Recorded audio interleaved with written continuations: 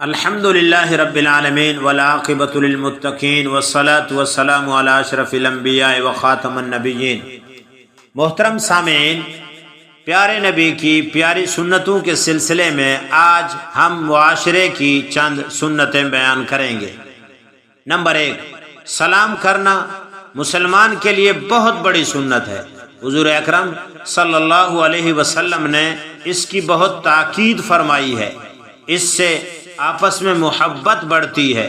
ہر مسلمان کو سلام کرنا چاہیے، خواہ اسے پہچانتے ہوں یا نہ ہوں، کیونکہ سلام اسلامی حق ہے، کسی کے جاننے اور پہچاننے شناسائی پر موقوف نہیں۔ نمبر 2، بخاری اور مسلم کی حدیث میں حضور اکرم صلی اللہ علیہ وسلم کا گزر بچوں پر ہوا، یہ روایت موجود ہے، تو آپ صلی اللہ علیہ وسلم نے ان کو سلام کیا، اس لیے بچوں کو بھی سلام کرنا سنت ہے۔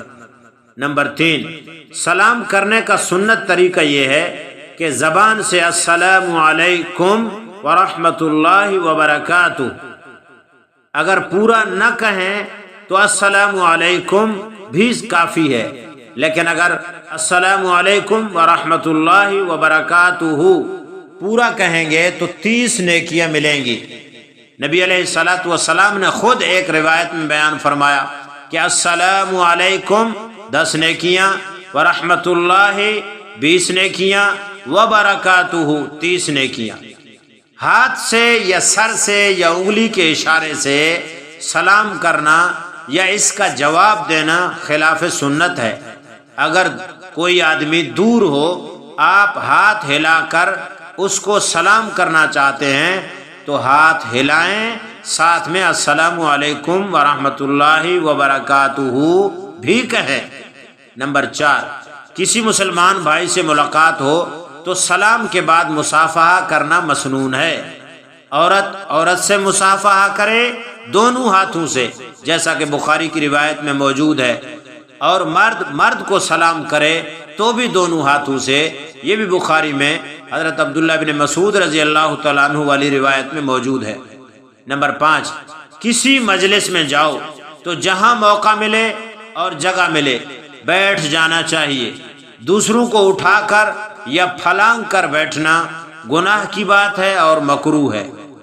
نمبر 6، اگر کوئی شخص آپ سے ملنے آئے تو آپ اپنی جگہ سے ذرا کھسک جائیں، چاہے مجلس میں گنجائش ہو یا نہ ہو، تھوڑا سا کھسکنا بھی سنت ہے، اس میں آنے والے کا اکرام اور اس کی دل جوئی ہے۔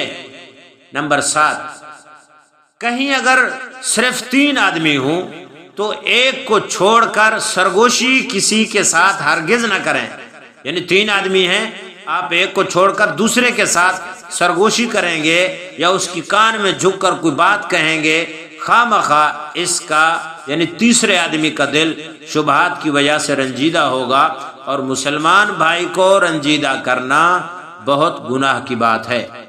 نمبر 8، کسی کے مکان پر جانا ہو تو اس کی اجازت کے ساتھ جائیں، اجازت لیے بغیر کسی کے مکان میں داخل نہیں ہونا چاہیے۔ نمبر 9، جب جمائی آئے تو سنت ہے کہ اس کو حتی القدرت، جتنی آپ میں طاقت ہے، جمائی کو روکنا چاہیے، اور اگر منہ کوشش کے باوجود بند نہ ہو سکے تو بائیں ہاتھ کی پشت منہ پر رکھ لے اور ہا ہا کی آواز نہ نکالے۔ حدیث پاک میں ممنوع ہے۔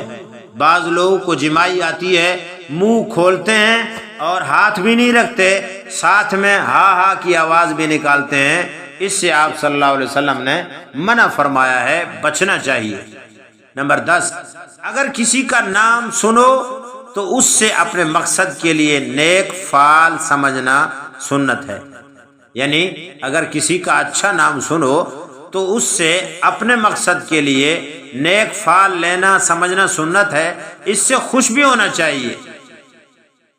بد فعلی لینے کو سخت منع فرمایا گیا، جیسے راستے چلتے کسی کو چھینک آ گئی تو یہ سمجھنا کہ کام نہ ہوگا، یا کوا بولے یا بندر نظر آئے یا الو بولے تو اس سے آفت کا گمان کرنا سخت نادانی بالکل بے اصل اور غلط گمراہی والا عقیدہ ہے، اس سے بچنا چاہیے۔ اسی طرح کسی کو منحوس سمجھنا یا کسی دن کو، مہینے کو منحوس سمجھنا یا زمانے کو منحوس سمجھنا، یہ بہت بری بات ہے، یہ بہت برا عمل ہے۔ اللہ تعالی ہماری حفاظت فرمائے۔ سنت پر عمل کرنے سے بندہ اللہ کا محبوب بن جاتا ہے، اس لیے کہ سنتیں اللہ تعالیٰ کے محبوب علیہ الصلاۃ والسلام کی ہیں۔ جو اللہ کے محبوب صلی اللہ علیہ وسلم کی سنتوں پر عمل کرے گا یقیناً اللہ کا محبوب بن جائے گا۔ اگر کبھی کفر یا گناہ کا وسوسہ پیدا ہو تو پھر اعوذ باللہ من الشیطان الرجیم پڑھنا اور آمنت باللہ ورسلہ پڑھنا سنت ہے۔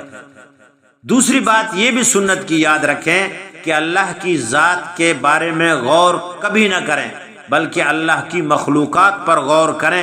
کما فی الحدیث تفکروا فی خلق اللہ ولا تفکروا فی اللہ فإنکم لم تقدروا قدرہ۔ اللہ تعالیٰ کی ذات کے بارے میں سوچنا کہ اللہ کیسا ہوگا، کتنا بڑا ہوگا، کیسے اللہ کے ہاتھ ہوں گے، کیسا اللہ کا جسم ہوگا، یہ اللہ کی ذات کے بارے میں تفکر، سوچ بچار کرنا منع ہے، بلکہ اللہ کی مخلوق پر غور و فکر کریں کہ اللہ نے اتنا بڑا آسمان، اتنی بڑی زمین، اتنا بڑا نظام، اتنی چیزیں، اتنے مخلوقات اور اتنے نباتات، جمادات، پہاڑ، دریا، سمندر پیدا کیے۔ ان چیزوں کے بارے میں سوچیں گے ثواب ہے۔